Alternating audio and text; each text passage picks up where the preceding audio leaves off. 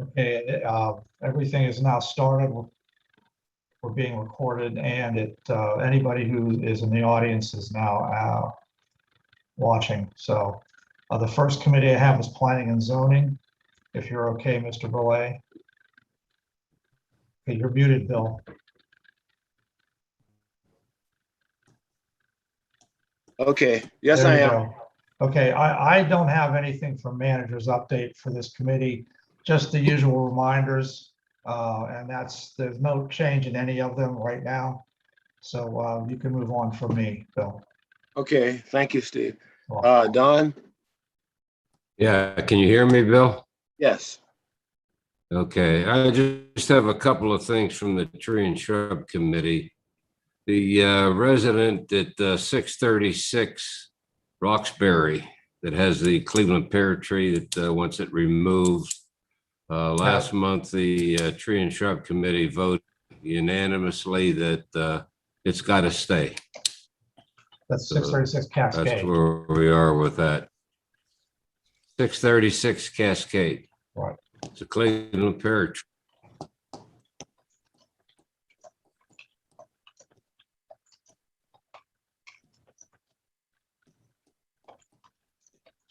Hello? Yeah, you there? Yes, I'm We're here. waiting for you. I can hear you. The other thing, a couple of months ago, I discussed a resident at 13 Roxbury who wants a new tree planted in her yard, which would be a bur tree. And the whole street, every tree on the street is a pin oak. So I'd like to know what you want me to do as far as what kind of tree to put into that space where she wants a new tree planted. I think it should be what's already there. I actually talked to the resident. She was just wondering what's going to happen. And I thought Tree and Shrub said, like just for diversity, they all get sick with the same disease. We want something else. But that's all what I picked up from them. I don't know. I'm not an expert on that. Yeah, Because we have trees. We have trees that are stored in lodge that we can, they're lilac trees that can be planted there. But that's going to break up the tradition of pin oaks on the street. If that's okay with council, we're glad to do it. I would. What do you think, Patty? I think the diversity of tree species is a good idea because they do get sick all at the same time. And if you have diversity of habitat, that's also a good thing. I would say a lilac is fine, but do check them for fungus because the burrow tree that you gave me that was a lilac replacing my dead maple, that one had a fungus on it that I had to treat. So you might want to check and make sure if you put one in that you put a healthy one in and prune it nicely for them. I will. Yeah. Okay, that's It's fine. going to be under pin oaks. You might also want to look and see if a red bud might not do better because that's an understory tree. Mm-hmm. I don't know how much shading from the adjacent pin oaks would be there, but A lot. huh? A lot of shading. Yeah. So They're you- very mature, large. I don't know if a lilac is going to do well as an understory tree. You might do better to take a red bud or something or serviceberry, which would do better as an understory. Yes, Bill? Okay, that's fine. I'll be glad to do that. Bill, you're And muted. I've been noticing lately. Bill, Pardon Yeah, me? I thought we asked Tree and Shrub to tell us, to recommend us what to do. Sounds like we don't know. Should we not ask someone? Like Angela, Well, actually. I didn't bring it up to the Tree and Shrub Committee because I thought council wanted to make the decision on that, being that the whole street is all pin oaks. I see. But I don't That's think we the have an reason I expert. didn't do it. But We should come up- ask the Tree and Shrub. I think they should know better. You mean? Bill, you have something? Bill, you're muted. Oh, you're on mute. I was going to say that is why we have the Tree and Shrub Committee. So I would suggest that we go to them. They know the whole situation in terms of the pin oaks. We've talked about diversity here on council of the trees. due to diseases that they might pick up and then take a whole slew of trees out at the same time. So what I would suggest is that the Tree and Shrub Committee be made aware of this and they discuss it and they come up with a recommendation. Thank you. I will do that tomorrow at our Tree and Shrub Committee meeting. Fortunately, we didn't have any real damage of our trees in the borough from the last storms. We were lucky there. So that's basically about it. I have no issues for code enforcement. Everything's just the same as it always is, garbage and grass, so, which I am on. So that's all I have. Okay, thanks, Don. I just wanted to, I have a yes. question for Don, if you don't mind. yes, Frank. Don, I received a voicemail and message to return a phone call for, I think it was 31 Bryn Mawr, regarding fencing. Do you have any information on that? Or if not, can you just call me tomorrow with the details? I just want to kind of be prepped before I return that individual's phone call and make sure that I just understand the notes. I will. Story. I will do tomorrow. We'll do that tomorrow, Frank. That's fine. Also, check your email, Frank. I also emailed you about 11 Bryn Mawr. I saw that. Thank you very much. Situation is handled. Thank you very much. Appreciate that. Yeah, that looks great. Okay. All right. Thank you. That's all I have. Thank you, Bill. Okay, revisiting the comprehensive plan that Patty is very generously working on. I'm in the process of setting up an appointment with the Assistant Director at SPC, who's responsible for all the PennDOT activity.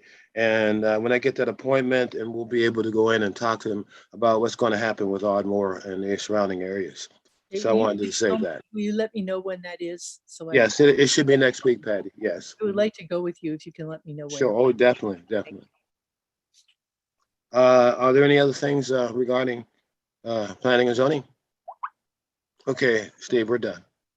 Okay, just give me a few seconds. Give me a few seconds, please.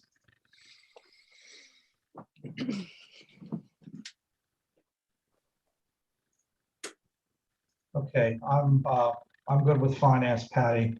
Okay, And I believe Colleen Deere is, yes, she is on the yes, if you could. call. So I'm going to invite promote her in, to a yeah, panelist, Please. I hope. Yeah, Colleen, you're with us now as a panelist. So if you'd like to unmute your computer and you can join us. Colleen, I gave them the copies of your MMO. And Okay. they have the valuation reports that you did and have looked at them.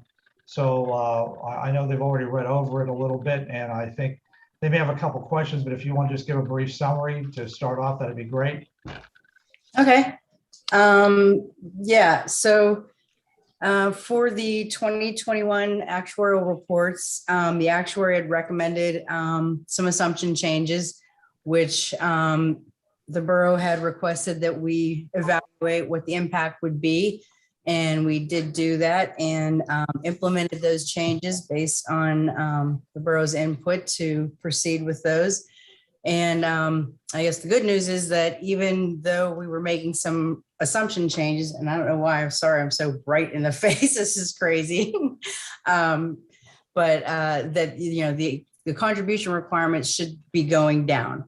The reason for that being that there were actuarial gains from between the 2019 and the 2021 valuations that the impact of which exceeded the additional costs of the assumption changes. And when I say additional costs, I'm saying that, you know, our actuarial estimates are higher of what the cost would be now under the new assumptions, but obviously the long-term overall cost of the plan is going to be based on, you know, the actual experience of the plan. So, you know, even though we lowered the assumed rate of return, you know, if for some reason we're totally wrong about that and you actually earn much more than that over the long run, you know, your costs will just go down faster, relative, in response to the actual plan experience. And the same goes with all the other assumptions as far as salary increases and mortality rates. We're just trying to make future projections based on our best guesses of future experience of the plan. But in making the decision about lowering the interest rate and so forth, we did this year get a lot of feedback from different investment consulting firms and what their capital market assumptions were for the future going forward. And based on our survey, as well as other information that we gathered, we were pretty much making across the board at least 0.25% change in the assumed investment returns. And that's partially based on, lower expectations of inflation. So as I said, the contribution requirements will be still going down a little bit, which is good. And so that should reduce how much you will have to pay out of the borough's general fund, assuming no major decreases in your state aid allocation, which is always, an unknown. And Colleen, I gave them a summary on their agendas of the MMO comparison between last year and this year, and it does show that there was a reduction in general. So they have that in front of them. I'm not going to go over all that with them, but I can show that on the screen if anybody needs to see it. Yeah. Right. Both plans, the minimum municipal obligation is lower for 2022 than it is for 2021. So, it's not drastically less. It would have been much less had we not made any of the assumption changes. But, I guess in a way it's a good time to make the changes because, you're going to be keeping contributions a little bit lower, but at a similar level, not dropping them drastically, with kind of the unknowns of the future coming up. But hopefully that's a good thing. And also just to point out, when we look at the unfunded liability of the plans and we are matching up your liabilities against the assets in the plan. And I know I've told you guys this before, but we use an asset smoothing method so that we are not always recognizing the full market value of the assets on the valuation date. We look over a 5-year rolling period of what the average market gains and losses are. And then we average in the market gains and losses over a rolling 5-year period so that we're, always geared towards the market value, but not, but kind of averaging them in. So I guess what I'm trying to say is that because we had the last 2 years of higher than assumed returns, and we're only recognizing some of that now, we are rolling forward some of those gains into the next valuation. So that should also give us a little bit of a buffer for the next valuation, should there be an adverse impact in the returns either this year or next year. So Colleen, can I ask a clarification? Things are looking good. I'm sorry. Can I ask a Sure. clarification question? Yep. So basically, when you're smoothing out, as you mentioned, I assume that that's basically you're taking the average over a span of time and kind of applying that number as your basis. Correct? Yeah, what we're actually doing, so each individual plan year, we're calculating what the return was in excess of or below the assumed rate of return and calling the gain or loss. So if your actual return was 8% and we were assuming 7%, that extra 1% gain that you had that year, we're only going to reflect or recognize 20% of it that year and the other 80% of it in the next 4 years. If the next year you were short, 5%, we're not going to recognize that full loss of 5%. That 5% loss will be recognized over a 5-year period.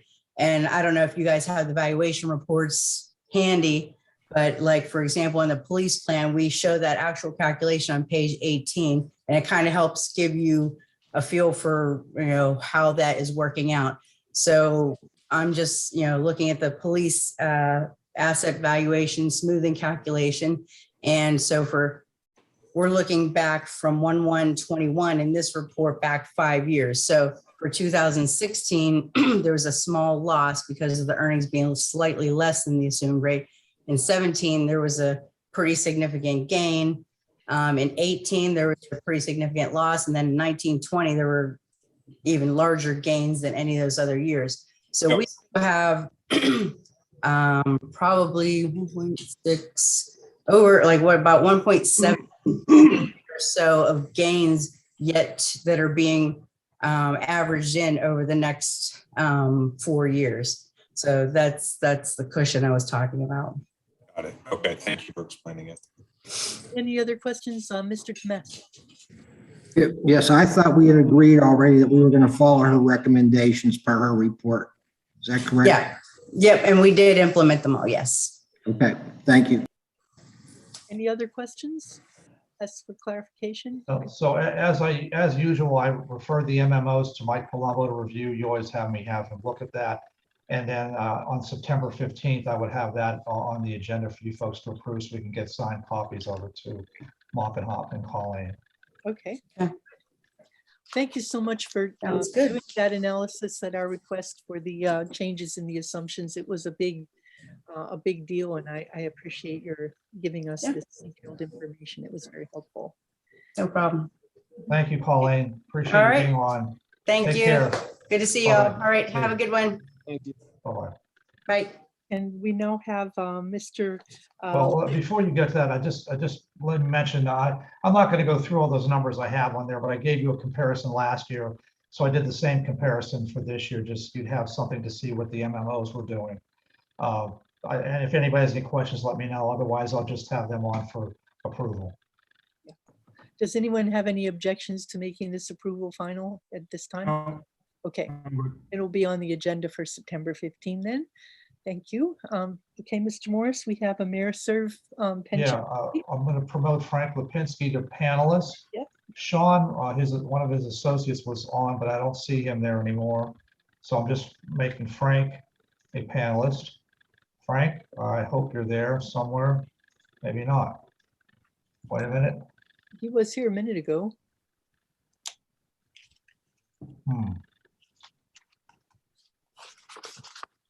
I don't know what happened here. All I see is Angela now. Frank, are you still there? Sean Rigby has appeared. Sean is still here.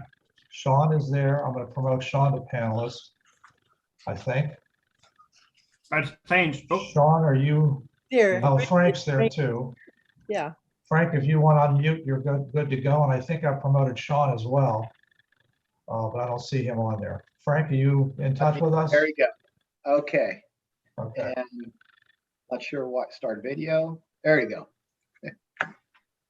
Frank, before you get started, did you want me to show on the screen any of the stuff you're going to be discussing? Please, if you could, Steve, that would be Yeah. very, thank you. Okay. Go ahead, you're fine. I'm going to get that up right now.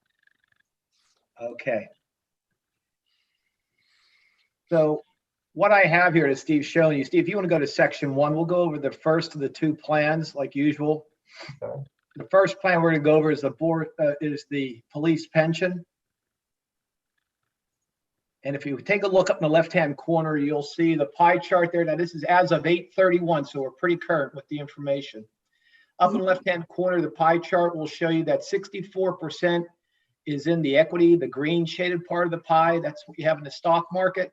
And the other 35% is in fixed income. We only keep in cash or money market each month enough for your payout. Now, money market, again, is paying 0. If you take a look down the right-hand corner, there's 2 columns. The first column that you have is YTD. So we're going to start at the beginning of the year. Start out 2021 with 10,412,442. Money coming in, net contributions less withdrawals. We had an outflow of 337,000. The account had a very strong return. In dollars, it made $1,815,589 to end up at the end of August with $11,895,88. That's a 17.78% return versus the market or the index of 13.32. So you bested the market by almost 4.5%, the indexes. 1 year, so we look from August to August. Again, we start out 9.2 million back in last August. Net outflows versus money coming in, 7,500. Again, the account had a very strong return. It made over 2,622,000, which was 27.42%, when the markets did 19.37. So again, numbers that we haven't seen in the past. but we'll take them when we could get them. Next page down, if you would, Steve.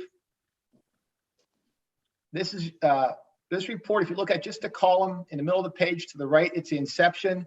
So the inception date is listed at the very bottom of the page in small print from 8/31 of 09. So we're talking about 11 years is what we're talking about, or 12 years, I should say. But we start out with 3,914,000. We've had 1,439,000 leave the account. The account over the entire span of a decade plus earned 9,416,000. That was a 12.02% return annually over the last 12 years. Okay, we could go down the next several pages. You could peruse at your leisure, just the investments. We'll go down to the next section. We'll go from the police in a very similar picture. We're going to go to the employee's pension. Up in the left-hand corner, the pie was almost 65%, 64.9 is in the stock market, 35% in fixed income. The numbers down in the right-hand corner are very similar. Start out the year at 3.7 million, the YTD column down in the corner. We dished out 114,347. Again, the account had a huge return of 658,740 to end up with 4.3 million at the end of August this year, which was a 17.78% return. Year to year, August to August, again, we started 3.4 million, a net outflow of 46,000. The account made over 952,000 for 1 year to have a 27.56% return. Again, very strong. And the next page down is our inception. Again, similar numbers. This one started at the same time, 8/31 of 09. Started with 1,646,000. Outflows of 922,000. The account made 3,592,000, which was 12.10%. Huge returns over the last 12 years for having only 60% in the market. Any questions on that? Yeah. What is our outflow for the last year?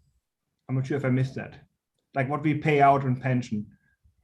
If you go up one page, Steve, we have the last 8 months here. Again, it's a net outflow. I'd have to get that for you because the net contributions, any money that you would have contributed versus any money leaving through that time frame.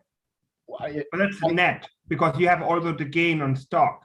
So I wonder like how much without taking the gain into effect, how much we actually pay out. If you don't have it, it's fine. Yeah, I do not have that available right now. We could definitely get that for you. I was just curious about that because you have it all in net, so you can't really see that. Right. I will make sure that you receive that tomorrow. I will pass it on to Steve. Thank you. Sean, are you on? I'll have to step, I'm gonna stop sharing for a minute. You guys hear me all right? Oh, Yeah, we can hear you. okay.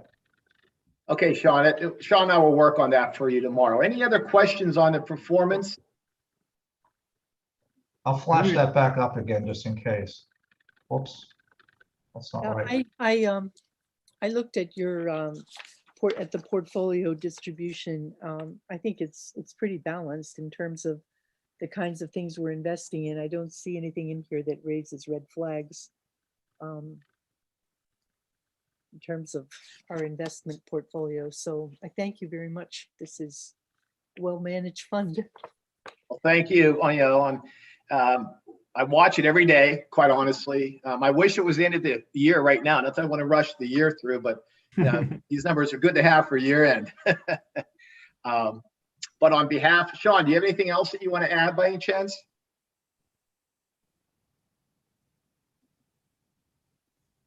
Well, he may not be there, but on behalf of Sean and myself and Ameriserve, thank you for your business over the last decade plus. Well, thank you. Frank, can you guys hear me right now? My connection's coming in and out, Yeah, unfortunately. you're okay, Sean. Go ahead. Okay, so just real briefly, I apologize. I missed if Frank was referring to me, but my name's Sean Rigby. I'm taking over for Dennis Hunt as the administrator of the plan as of 2 months ago. Dennis Hunt has taken a step towards operations role as we're expanding our department. So he's still working with the plan on a daily basis to help assist. But just want you to know, moving forward, that I'll be taking questions and helping move this plan forward as well. Okay, anything else anyone wants to raise or inquire? No, I'm good. Mr. Good. Pasek, yeah, Bill? Yeah, Frank, I know you go to bed every night with a smile on your face, with the stock market going like this. Has there been any talk about this thing topping out, or there being a pause, or actually a regression, like we've had in the past, when you and I had worked this through and done the smoothing thing, as discussed by Colleen? The smoothing that she's been doing lately is beneficial no matter how you cut it. Sure. In the past, we were basically forced to go into that because we took such a hit in terms of our investments. So is there any indications? Every time I listen to people talk, we got supply chain problems. We've got all kinds of things going on with the labor force. They're talking about oil. Now it's bouncing all over the place, up and down. The containers, they're saying major problems with that. They're talking about saying buy all your Christmas gifts by the end of September because they won't be around whenever Christmas rolls in. So is there any talk or worry about this stock market not continuing to just go, towards the sky? Well, and that's a very good question. And in my almost 40 years of doing this, there's two main indicators that will stop this market from going up, quite honestly. One, a rise in interest rates too quickly. Now, interest rates are historically low.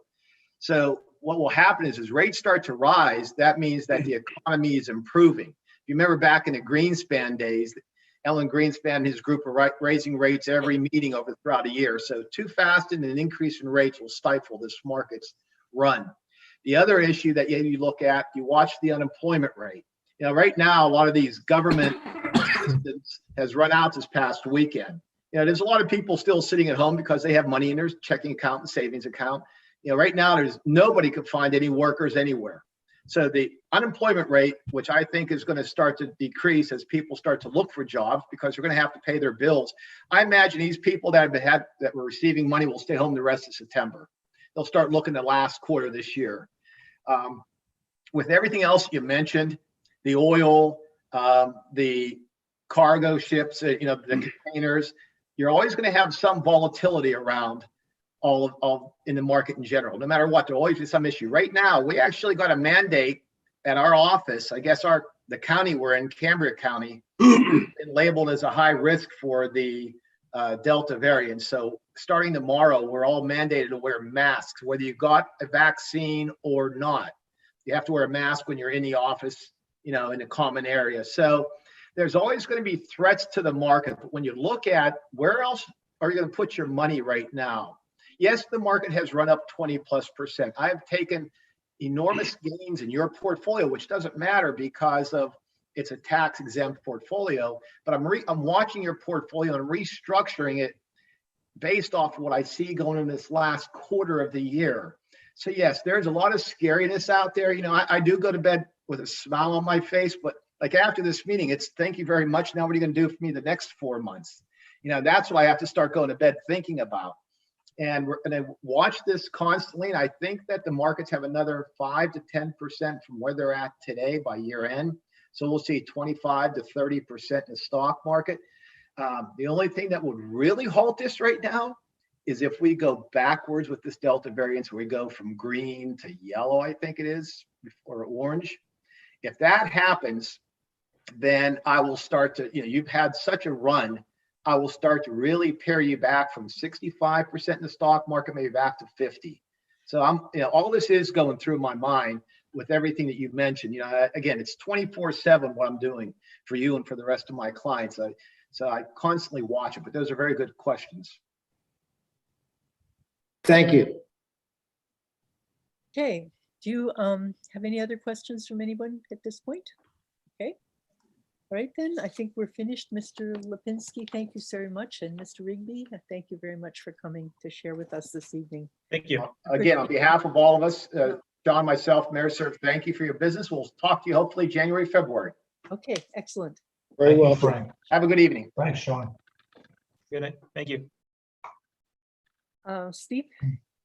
Okay, I have a couple of items that I can go through fairly quickly. First, cash flow. I'll flash that on the screen just for the sake of having it there. But basically, it's decent again. It's about average. It's going from August into September. It's a little bit less average than it had been in recent years. The heavy red line again here represents the current year. It's a little bit thicker than the other ones, and you can see the numbers here. But you should have this attached. Again, if it helps to illustrate, through August, our overall revenues were $537,000 ahead of 2020 revenues, and our overall expenses were about $500,000 ahead of 2020. So we have a net plus of 37,000. That's not bad, and of course that might be due to the pandemic last year that there's such a great difference now that we're back into a little bit more regular routine with numbers. But right now everything looks pretty good. If anybody has any questions, let me know. I ask when the treasury report comes out every month, take a look at the details, please. You're going to want to do that as we start to prepare the budget. If anybody has any questions, though, I'll stop for a second. I do want to look at putting some inquiry in about an energy services contract for some of the energy efficiency improvements that would otherwise go immediately into a capital budget. Before we spend money in the capital budget, in particular on appliance upgrades or energy changing out of boilers or whatever, I would like to have a set of audits done on our buildings so that we know where we stand and have a firm base from which to depart. Are there any problems with proceeding to investigate that a little further and possibly move in that direction before the end of the year? Anybody have any concerns about what we heard the other night? Obviously, we'll have to go through the process of issuing a request for qualifications and selecting an appropriate vendor based on our replies. So because we're a public entity, we will have to look at least 3 bids. But I think I would like to be in a position to do that. I do expect to receive in the next day or so people that we can talk to as references who've done this process in other communities in Pennsylvania. So I would confer with Mr. Morris on doing that. Anyone else who would like to interview anyone, I'll let you know who they suggest we talk to. Yes, Marcus. Patty, I like the whole system and it seems like a win-win for everyone. But I would like Steve Corbell to talk to them. Maybe with the presentation he missed last time, if you just have a meeting with Steve, just get his opinion on all that stuff. Yeah, that would be also something I'd like to talk to other communities about as well, is do they run into any legal contracting issues doing this kind of a thing? So yeah, I will definitely do that. And are there any other issues you want to bring up? Anyone on the budget preparation process? I have gone through a number of things with Mr. Morris one-on-one, but I don't want to take time to do that. I have a couple of things too. Yeah. It might be better to, wait for like one-off conversations about this, but, I noticed that this summer, my son had a part-time job with both Public Works and the pool. And I noticed that our Public Works foreman had a heck of a hard time getting part-time help. Mm-hmm. And my son showed me his paycheck and he goes, I make 20 cents an hour less working for Public Works than I do at the pool. Yeah, that's one of the things I need to talk about. Yeah, so I would like to bring that up for discussion, in that if we're going to make it attractive for kids to opt for Public Works over the pool, I mean, they're doing some pretty hard physical work when they're working in Public Works. Nowhere near what the normal employees do. Compared to the pool employees, it's significant. So maybe we have to help with that hourly rate just to make it a little more competitive and give Jim an opportunity to recruit more people. Steve, I'm sure you have some more thoughts on it too. Yeah, well, if I could, that goes into my second part B here, the 2020 budget. First, just a reminder, I'm asking people to give me information that they want to submit for the 2022 budget, sorry, before the end of September, as soon as you can. But one of the things I mentioned here, my second bullet point is I'd like you to look at non-union salaries. They're in your book under my budget message. I'm giving a recommendation to Wendy. And I've also want to sit down with Jim Thielacker a little bit. He had talked to me about it briefly, but he was running around because of some things with the rain and all that last week. So I want to sit down with him and get some idea of what he thinks should happen with salaries. But I agree that we need to take a look at boosting some of them, especially the public works part-time probably. But we haven't talked about that yet. But I would like your input. What I'm going to give you unless you give me input quickly, what I'm going to give you in my budget is what I recommend for Wendy to do for salaries. And I'll show you what that is when I get to that in October. I'll show you what I'm recommending. And of course, you'll have the chance to change however you want to change it, up, down, whatever. But if you look at that list in the budget, that would be helpful. And give me any recommendations you might have as soon as possible, because it takes Wendy a long time to do that. Allison's helping her with it, but it does take her some time to go through all that. And there are still a lot of uncertainties until we get the healthcare stuff, for example, from I forget the name of the company now, but as soon as we have to get that from them. And you know, some of the things that we have are going to be estimates because we won't have all the stuff for like workers' comp rates and things like that. So we'll be kind of guessing some of that. And she starts early to try to get some of that down. So that'd be helpful to have. It would also be helpful if the council members would, and particularly the finance committee, would take a look at the general fund numbers that have come in the September treasurer's report. See how bad or good you think those are and whether anything needs adjusted there. And if you're anything you want to add to a budget, new line items, a new segment, that would also apply for the capital budget, of course, but I'm just talking about general fund right now and the other sub funds like liquid fuels, et cetera.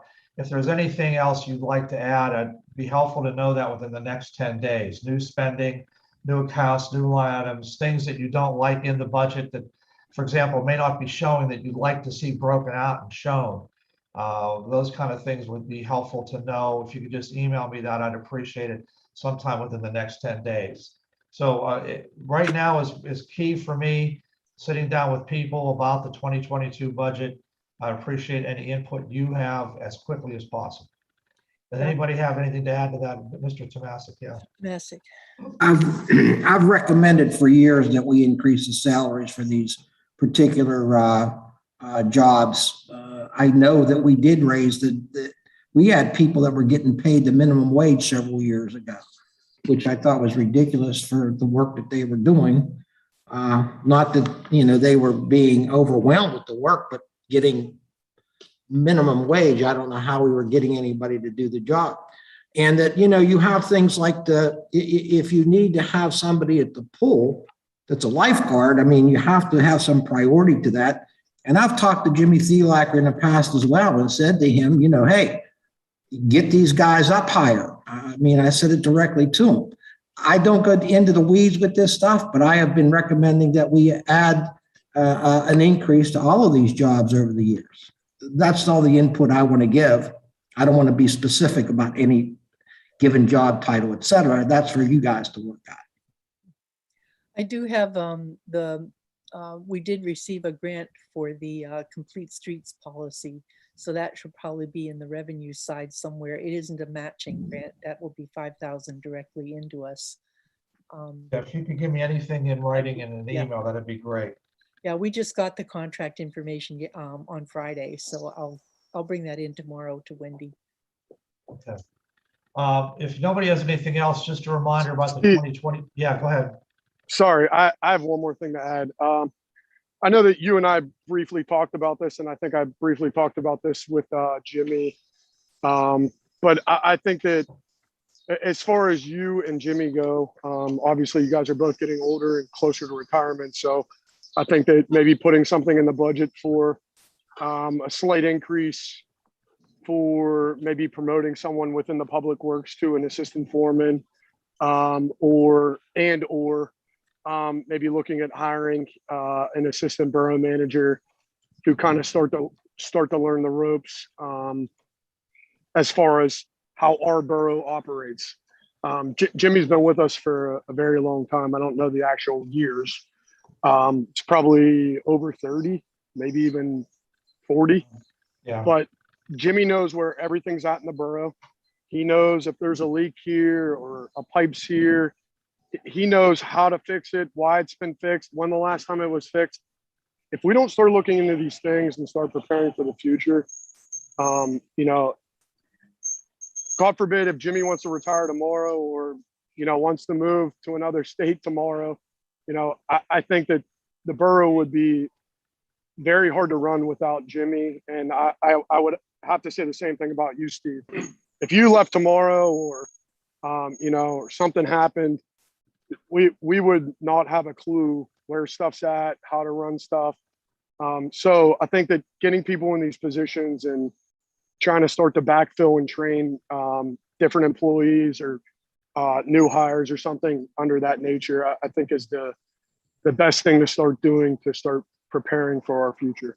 Right, and Bill, you've mentioned that, so has Patty, a couple other people too, and I have looked at that with staff, and we've started talking about looking at succession planning a little bit, and we're doing some of that already actually with some of the people in the office because they're able to do other people's jobs. For example, we're looking at having them trained and things like that. So we are starting some of that. I agree with you. We'll consider that for the 2022 budget and salaries as well. Thank you. You're welcome. Anything else from anybody else? Nope. The capital improvements plan, the only thing I want to mention to you there is, if you recall, I asked people just to submit to me new things or changes in old things, and then otherwise we would keep the plan pretty much identical. So I got new things from the police chief, which are in a separate packet that I emailed to you. New things for recreation that came from a number of people, including myself, Cindy, Tom Thielacker, Jimmy. New things or changes, that's in a separate packet that was also emailed to you. And so what I'm going to do in the October meeting, although we won't have a lot of time to talk about capital because we'll be spending more time on the budget, is I'm going to give you a summary of all the things that were submitted and the things that are in the current budget that will continue. The only thing I'm not going to update with project plans is the vehicle list, because now we have that as a list, as a spreadsheet table. And you can, I think that's better than giving you a list. So we will do that. Does anybody have any questions about the capital Steve, improvements plan before I go on? The truck that blew up, is that? Yeah, we're going to talk about that in a minute. Oh, okay, all right. Yeah. I under item D here, I repeated the bond issue spending suggestion that Marcus had made with Actually, yeah. Steve, Go ahead. just for clarification, the truck which blew up, what number is that? Because is it like one of those? Was 72, and Jimmy's going to be on in a minute to talk about that. Okay. Okay, so I think he's with Tom. But I want to let you know that I kept the same information here, and we had the same recommendations, but now with the truck that that caught on fire, we have some issues with that we have to deal with. That's item number D2 under my list of things. The new chassis that we were looking at is no longer available. And Tom, is your dad there with you? I'm not sure. He was supposed to be. Well, let me start talking and hopefully he come. Oh, is he there? Yeah, he's here. Just Okay. waiting. Jim, do you want to talk about the truck? I have the notes on here about how we estimate 52,000 plus for body snowplow. I'm sorry, for the new chassis, and 36,000 plus for this body snowplow lights plus additional for striping. You mentioned that the chassis that we thought was available is not available now, so they're looking. Do you want to go on from there and explain a little bit about what you're doing? Yeah, the one dealership that we've been dealing with lately, they're all under the CoStars program. But now he sent emails out, but the truck chassis, I think the dealerships don't want to give them up. They want to sell them themselves. They don't want to trade them because there's so few out there.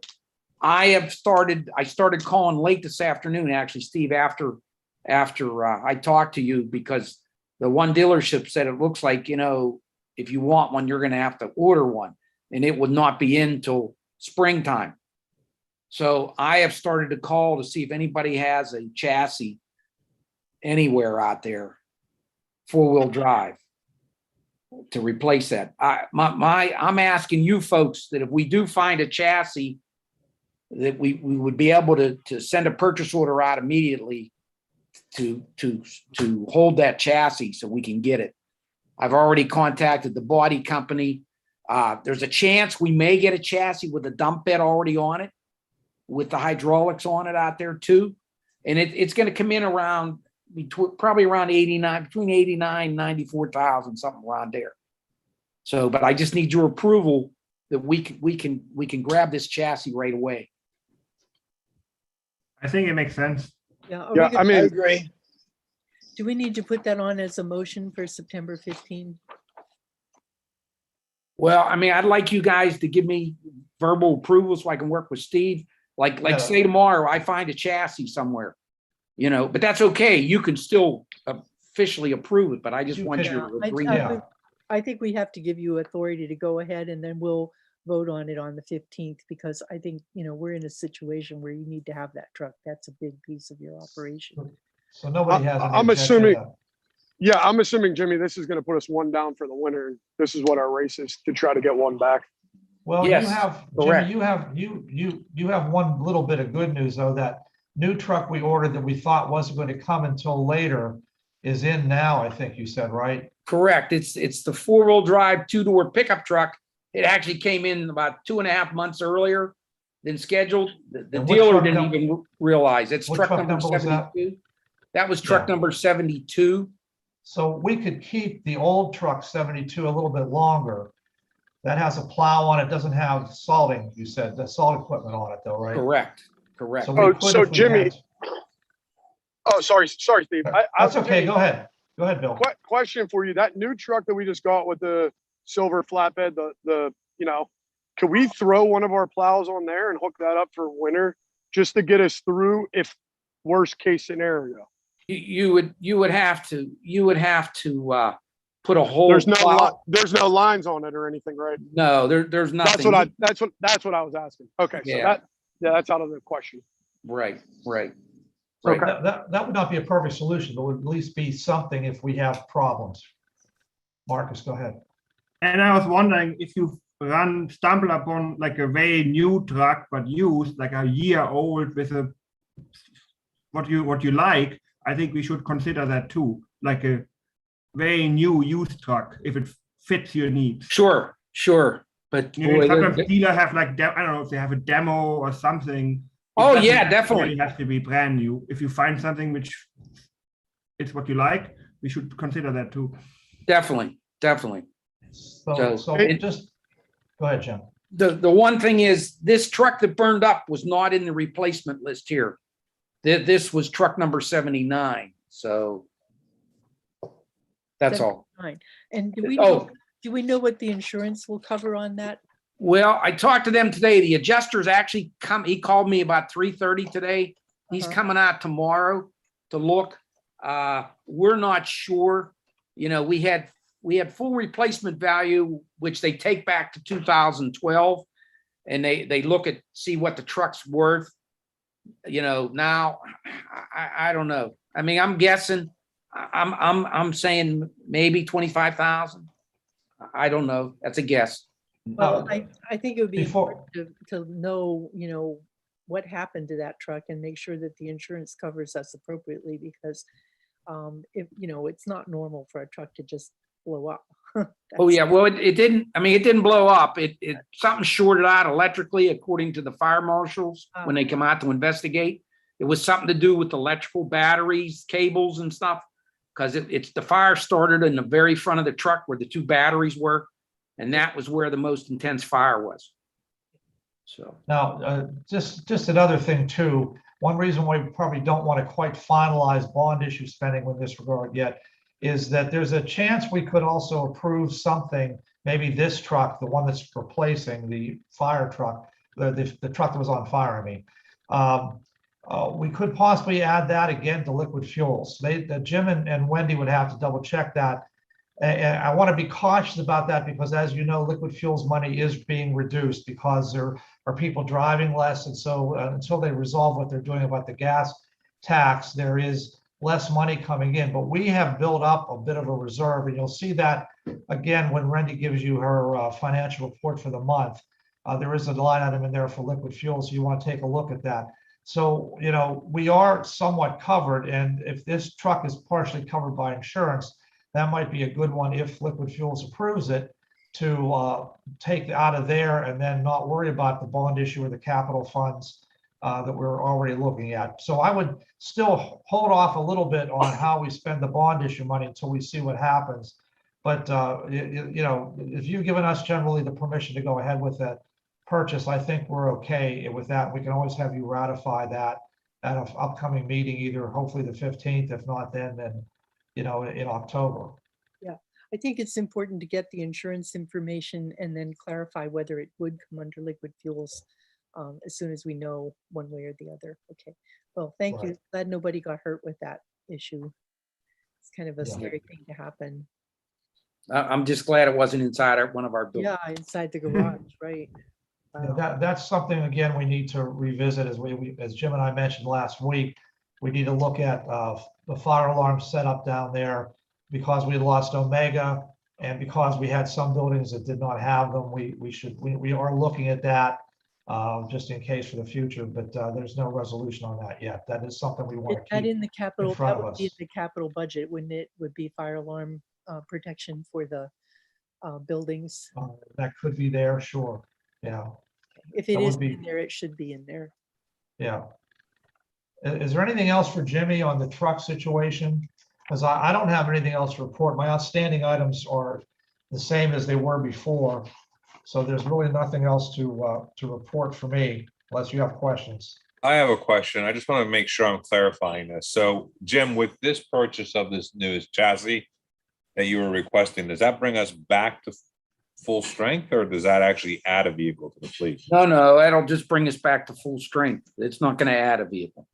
All right. Yeah. Basically, the idea would be that the new purchase, the newest chassis would replace the outgoing truck that was earmarked to go anyway, correct? No, Yeah. no, this All right. So this I'm truck. sorry, I'm not tracking. No, Yeah, seven- this truck's going to replace Jimmy- truck 79. We still No, have. yeah, we're talking two different things. The one that just Okay. came in is 72. Oh, We were yeah, gonna- We were gonna get rid of 72 by municipal like we usually do. Right, correct. that's what I thought we put out to do last Yeah. month. This Right, is- but we were gonna hold off on that until, now that it is coming in early.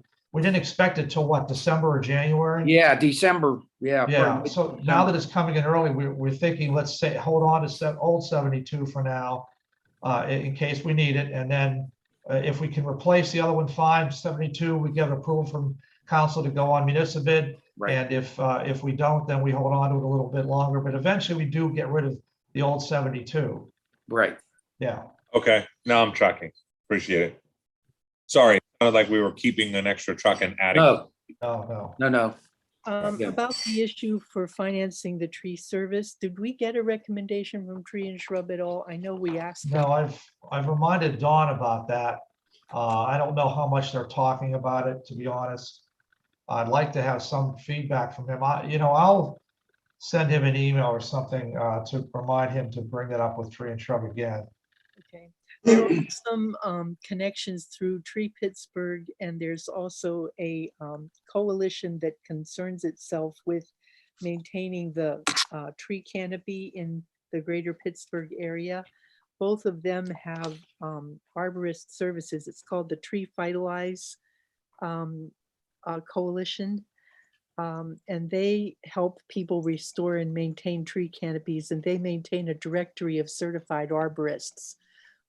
We may want to avail ourselves of their advice and see what is available through that. Because I know that there are a number of communities looking at the same issue that we are of facing a maturing canopy throughout the borough and needing to have expert advice on pruning and maintenance of the trees. So if you'd be interested, I'd be happy to, share the contact with these people and see if that might inform our decisions some. I don't know what they charge, but I'd be happy to ask.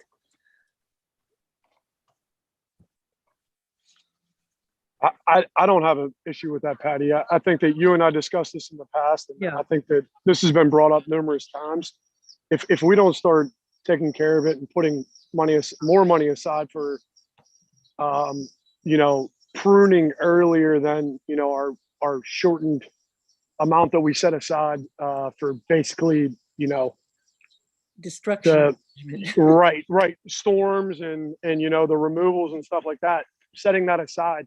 I think if we don't start a pruning subsection to that, we're gonna fall behind, and I think that that's going to also be detrimental, because instead of smoothing out the cost over 5 years, we're going to get hit with one lump sum 5, 10, 15 years down the road. That's going to be detrimental to the borough for our yearly budget. Okay. So, Right, and planning, I think that should be Make some added. inquiries and get some feedback in the next week or so, because I am concerned about that. Okay. All right. Is there anything else for the good of the order and for finance? Okay. If not, I think we're finished with this committee. Thank you.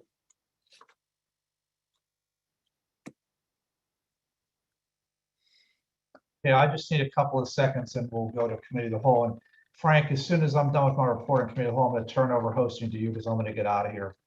Okay, as soon as I can Yes, just sir. give my report, that is. Just give me a couple of seconds.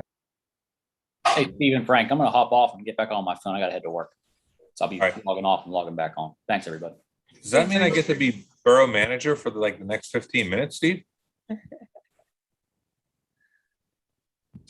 Yeah, yes, you can be the Dave Motts of Forest Hills, the person you wished would have been here instead of me. But anyway, I am far better looking than Dave Motts, but well, there is that. I'm ready to go with committee of the whole, Mr. Tomasic, if you're okay. I just have a couple of announcements under manager's update. Are you okay with that, sir? Okay. Just to let you know about a couple of things. These are all pretty routine. I don't know if you want to talk about them or not, but we had an applicant for Civil Service Commission. Nana is interested in also serving on the commission. She's talked to Chuck and she sent a letter, which is attached to your agenda. So please take a look at that. If you're okay with it, which I assume you would be, you would vote on September 15th to appoint her. We are short on people on. Put it on the Civil service. agenda. Okay, good. Thank CGI Communications, they are the people that did the free little videos that are on our website. And for the second time, they're asking us to renew the agreement we've had with them. What the renewal means essentially is the borough pays nothing. They solicit money from the various area businesses at the sponsor the videos, and then they update the videos as needed. And there is no cost to Forest Hills. So if as long as you folks are okay with that, I did attach a copy of the agreement there for you. It's pretty much their standard agreement. I would just have you ratify that on the 15th and go ahead with that. So please take a quick look at that. If you have any objections, email me and let me know, but it is pretty much standard with them.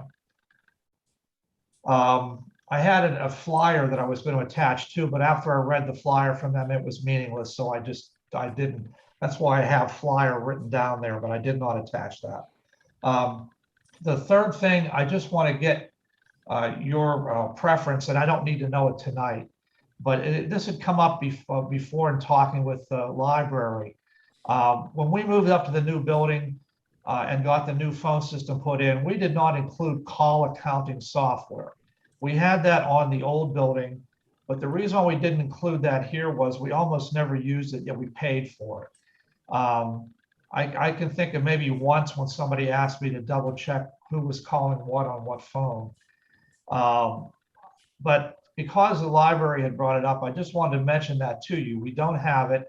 I don't know if you would ordinarily expect to have that. Maybe from private enterprise, the work you do elsewhere, you might have that there and might wonder, well, why didn't we do that? We didn't add it because when Chuck and I were looking at it, we didn't think we needed it. And I even talked to Chuck about that the other day, and he still doesn't think we necessarily need it, but he agrees we should bring it up to see if you folks think we should pay for call accounting software. I have one example cost there. Yeah, $850 a year or $75 a month. There are a couple of different companies that do this with software and allows you to bring it up on your computer. If you would just think about that, I'll put it on the agenda again next month because this is brand new. And if you want some examples, I'll try to get you some. Frank, Mayor. I have a question. In what context did the library bring it up? They did not, for some reason, order voicemail when they got their phone. I don't know why, because I told them just go ahead and do that. So we're putting it on there right now. And she said because we didn't have voicemail, she wanted to go back and check a couple of the calls that had come in case they missed something. And I said, well, we can't do that. We don't have that available. She said it's not necessary, but she was just interested. Got it. Okay. So take a look at it. I'm just going to put it on one more time. If you just think about it now, and then I'll put it on one more time. And you can bring it up. And the only other thing I wanted to mention to you before I get off and turn this over to Frank and you guys is I still haven't heard anything back from Chalfont on the police and public works. Now, they don't always talk to me because I know in the past, usually Mr. Tomasic has been lead negotiator, and I'm sure he still is as far as the agreements with Chalfont. So I don't know if he's heard anything, but we did submit to them an estimate based on what Wendy had come up with, and we haven't heard anything back. So I just want to make sure you were aware of that for neither for police nor for public works. We haven't heard anything. Bill, go ahead. Very quickly, I have spoken with the president of their council, Chad Hoover, and we don't see any difficulties moving forward. I was just holding off, hoping that we should have had the police contract already in place. I'm hoping that it will be in place before we actually sign the contract. So I want to give it another month or two, and at that point in time, we'll just have to do a contingency basis on the salaries for the police if it isn't resolved by that time. Yeah, Frank, I have a quick question. I believe there's language in both agreements that basically, does it establish an auto renew at the end of the term of the contract, or is that just just every year there was a renewal if you didn't notify each other by September, but for 4 years. Correct. And then it was it at the end of 4 years. I see. Okay. Okay, so And this is the fourth year. yeah, Oh, yeah. this is the last year. Oh, yeah. So I'll just keep that on as a reminder, just so you don't forget. Now, I don't have anything else. Does anybody have anything else for me before I leave? I'm changing the host to the mayor, and mayor, everything's being recorded. Once you exit the meeting, it will shut everything off. I appreciate you letting me leave. I'm sorry that I'm going, but hopefully I can get Don't a worry little bit about it. better quick. So. All right. Good Feel night, better, everybody. Steve. If anything comes up, please email me, let me know. I will check that periodically. Thank you. Have a good Yep, evening. feel to better, folks. Steve. Thank you. All right. Drive safely home. All right. Okay. So next item on the agenda. No, that's my job. I am. The solicitor's report.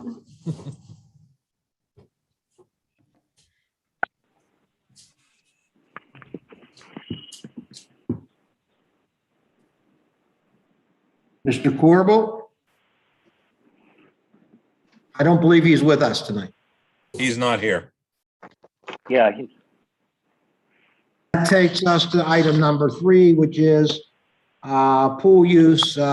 This was discussed at the last committee meeting, and I brought up the idea that when we're getting into these rates and we're talking about this large, in my opinion, contingency of people that aren't from the borough, that we need to address it. And I'm just going to come out right away and say we need to reduce all the rates across the board for the residents of Forest Hills by 50%. That's where I want to start.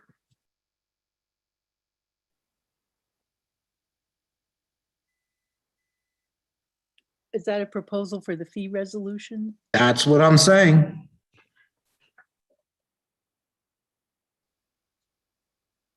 I have a comment on that, or maybe I can start. Go ahead, Marcus. I think there is a misconception for outside people that the pool has to run like at the $0 budget every year. And so, we pay a lot of stuff for parks and anything. It's part of our budget. It's like a normal amenity we Forest Hills afford to provide to our citizens.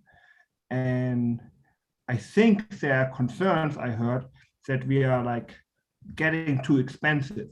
So almost like we basically creating like a community-sponsored private swimming club in our community. So the most residents, they can't, our pool pass for families is like $380, $390, it's like almost $400.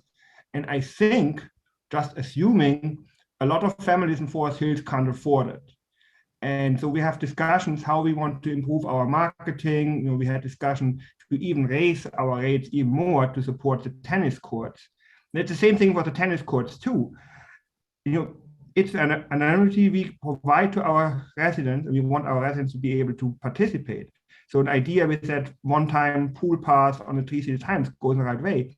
But I actually looked at the rates of the city of Pittsburgh.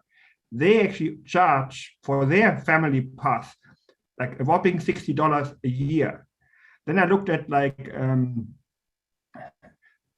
Grafton pool, which is actually a nicer looking pool than ours, but similar community like ours. They charge $175, and they also have like some kind of communities around which they charge like $250. So I mean, it's like a basic marketing kind of thing. If you lower your costs, you actually get more participants. So I think if we lower our costs significantly, we can actually be maybe revenue neutral because just more families can afford to buy those passes. Same thing, our daily fee is like $10 for each family member if you want. I think kids are a little bit cheaper, but it's expensive. Who can afford $40, $50 for a family to go to the pool for a day, even for an afternoon? So I think if we really want to get more residents to go to our pool, we have to think maybe about some drastic changes. That's my comment. No, if I chime in real quick, I think we definitely should be lower. I think I've been a proponent of that for a long time. I just, without kind of looking at all the numbers, I can't tell you my opinion exactly what those costs should be, but it is extremely expensive for our residents. And I think it definitely should be cheaper. But if we don't get the increase in memberships, then we need to be ready to, to support the pool through just general revenue tax dollars, even more so than we do already. Yeah, I've heard great things about the pool, how great it is as far as construction and the way it looks and everything, but it is too high. I do think that we should reduce the price. And like, if I can have just the time one more time. Go ahead. The tennis team is actually easier because the tennis team, pretty much cost us like $1,800 and we made $1,800. So the tennis team, we have those plastic cards for the access system. So I think we should just charge something cost plus a small fee, rather than at the moment we charge a family 150, seniors or single are like 100. I think we should just significantly reduce the tennis participation, like the costs, just to cover those cards, the access to it, just like I said, cost plus fee. I'm not sure what one of those cards cost. And like they complained about maintenance. I mean, if we lower our fee, we should just have the pool maybe has a snow blower somewhere, like a leaf blower, and they can just, people who play tennis, if there's some leaves on the court, they can just go to the pool, get a leaf blower, and then take care of them themselves rather than screaming for us to do it. So I think tennis is actually easier. We can just charge, I don't know how much the card is, $20 per person or so. I didn't mean to exclude the pool, the tennis.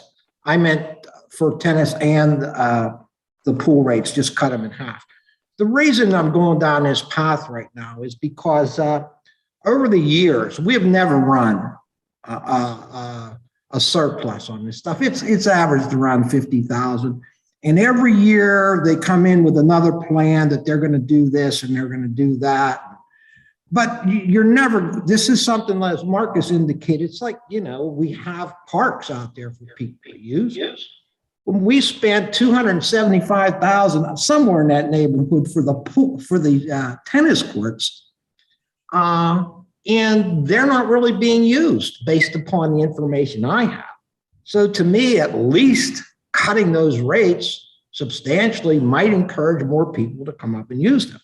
I mean, the people that paid all of those taxes to turn around and invest in those things aren't using them. So to me, there's just something wrong there in terms of, and I don't know if I'm correct or not, but I'm thinking that if you reduce the prices significantly, you might get more people from our actual community of Forest Hills to use what they're paying for. We spent over $350,000 for the pool a few years ago. That's taxpayer money. And what I keep seeing here in the last year or two is a move to bring people in from outside the community that don't live here, that don't pay the taxes here, yet we don't have our own residents using these facilities. And I just think that there's something fundamentally wrong with how this is set up. I think it's way overpriced, but I've always tried to stay out of this, of these kinds of discussions. But now with the advent of all these recommendations to bring even more people in from outside, okay? And I'm not talking about reducing rates for those people if they're going to continue to come. The people that should get the reduction in rates are those people that live and pay taxes in the borough of Forest Hills. And that's my main concern, and that's where this is coming from. And I hope that every one of you on council would take this seriously and say, hey, we've never tried this before. We've never actually said, hey, let's reduce the rate significantly. It was always based upon, well, geez, well, we're going to make ends meet here. That's a fool's errand. You're never going to end up getting the pool to end up paying for itself. And not only that, but we don't even consider all of the other costs that are associated with the maintenance of the pool, et cetera, when we talk about building in and figuring out what the final cost is and what our revenues are in terms of this evening them out somehow. It just doesn't work. So I would say that this is a time that maybe we should really look into trying to use this reduction to get our own residents to use the facilities that they pay for. And that's the point I'm trying to make. Thank you. I wanted to This inquire. is Jack. May I add something?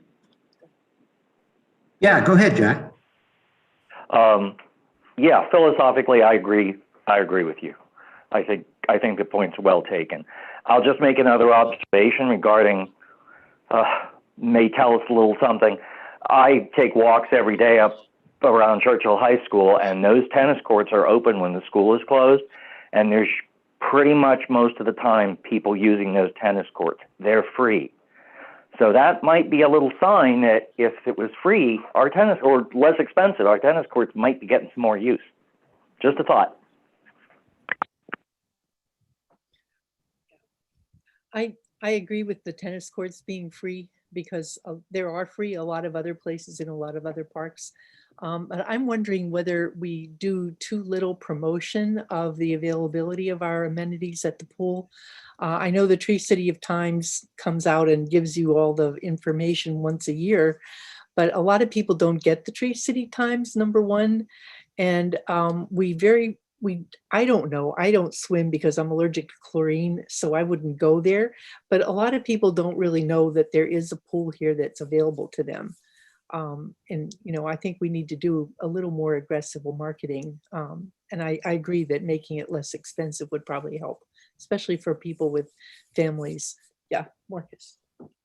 I think the idea of promotion is a good one, and that's why I think was the idea that we wanted to do that one-time pool pass on the Tree City Times. But you're right, we have to maybe do additional promotion, not just printing it there, but that people know, look, there's a one-time, open your Tree City Time and rip off the last page and come to the pool. Yeah, I think I agree. Angelo just put in the chat that we should do a survey to the community about the pool and, you know, a survey of whether people use it, why they don't use it, what they might like to see there, and just to get a feedback on it. I think that might be worth doing. We're going to be doing a community survey at the end of the year too. So maybe that would be a good thing to put in there. Go ahead, Marcus. Yeah, I don't think we should rush it like having tonight a fixed number. I think it's some, I don't have an MBA, but I think it's some business school 101. How much do you have to reduce the price to get more people involved? I think it can be, if we do it right, maybe even if you reduce it like half to like Grafton territory, like high 190 or something like that. I think it could be revenue neutral by just having double families joining us, paying the same amount. We just have to do it right. And like Angelo's idea of the survey could go in the right direction. How much would you be willing to pay for a membership? Asking our residents. Yeah, and ask them whether they use it and why they do or don't. I mean, that would be an important thing to know first. But I would be willing to predict a lot of families would say, we can't afford $390 or whatever it is. Oh, I can definitely, I've heard that, a plethora of times is the cost is the number of reason a number of people either use it, don't use it, or the new residents aren't willing to use it. But Tom, if you actually know some people, you should actually go back to them. How much would you be willing to pay? There would be some really valuable input. People who told you it's too expensive, how much would they be willing to pay? Yeah, I can definitely check into that. But just to kind of come back to the main point, I think it definitely does need to be lower. I think that'd be excellent for the pool and the community as a whole, getting that lower and getting the price of tennis use to absolutely as low as possible as well. That's kind of my general take on this issue. Well, it sounds as if everybody wants to move in that direction. So I guess we need to contact Cindy and let her know that this is the direction that council wants to move in and get them involved as well. But I can tell you right now, a 50% reduction is not out of line in terms of my opinion. And the thing about it is, the proof will be in the pudding. If we do the reduction for a year and the people don't come, then that means they're not interested in the pool. That'll be the ultimate survey. But I think, sorry. Go ahead, Mark. I think we had 50 families paying that $390. So so 50 times 200, we would lose $10,000. If we just keep all the families we have right now, we would lose $10,000 if I did my math right. And that's it. If we get extra families, it will reduce our loss. So I think it makes sense to me. Okay, so let's go down that path then, and let's start trying to figure out what the rate should be, what the reduction should be based upon, discussion and involvement of all the people. So I have one more additional comment. The rec board raised the idea of increasing the number of those sponsored families to 50, from 30 to 50. I think we should be maybe careful with that. We should see how our new pool price affects our membership. And we could be open to raise it down the line if we don't have any takers for our new price. But maybe we should actually keep holding it at 30 rather than, we don't know how many new people would sign up. So we should be a little careful with that extra 20 families, outside families. Okay, Jack, did you want to speak? Yes, if I could. One thought as you pass on council's thoughts to the rec board, the one mistake that could really wreck this would be if we are too conservative in our rejection. It needs to, you suggested 50%, which I think is very significant and probably a good number to look at. If you just do it 10 or 15 or 20 or 25, people are going to say, oh, that's still a lot of money, and then they're probably going to never address it again. You'll lose them. So you're better off to be aggressive in that price cut to really attract people. And I would encourage you to pass that thought along to the rec board. How many Thanks. families could we? Okay, is there anybody else that would like to comment? How many people can we accommodate at the pool? Are we anywhere near it? I have no idea, and at this point, all I'm trying to do is focus on a reduction in the cost. So that's what I want to stay with. As terms of the capacity and so on, that's another matter. So I can quickly answer that since I'm going to the pool.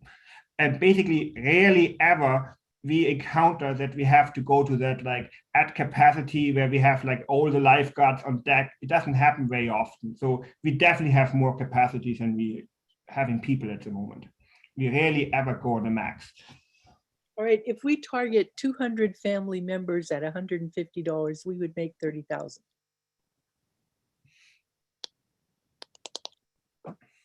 I think we should just do a little bit more into, like, let's compare rates compared to castles, compared to the wave pool. These are typically who we're losing, folks to. We're not losing our residents to, say, the Edgewood Club, or, like a neighbor, like Black Ridge, for instance. We're not losing our residents to them. We're losing our residents, say, to Sandcastles, to the county wave pool. Let's do some comparisons.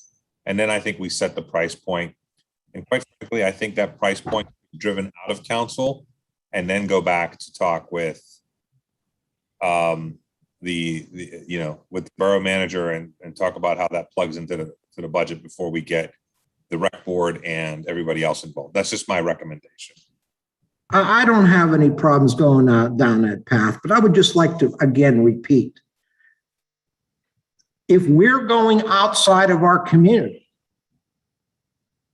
in order to bring people in to our swimming pool, to me, that suggests that maybe we're losing people to Sandcastle, whatever those different companies are. But it suggests to me that we are not getting our own people, the residents who live here, to the pool. That's my other concern.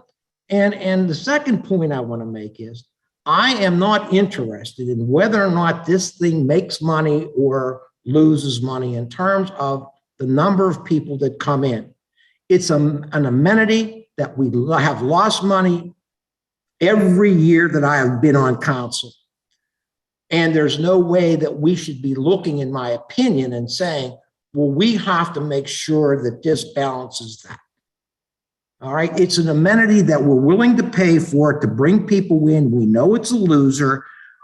I'd like to focus on the people that live here and pay taxes and get them to use what they're paying for.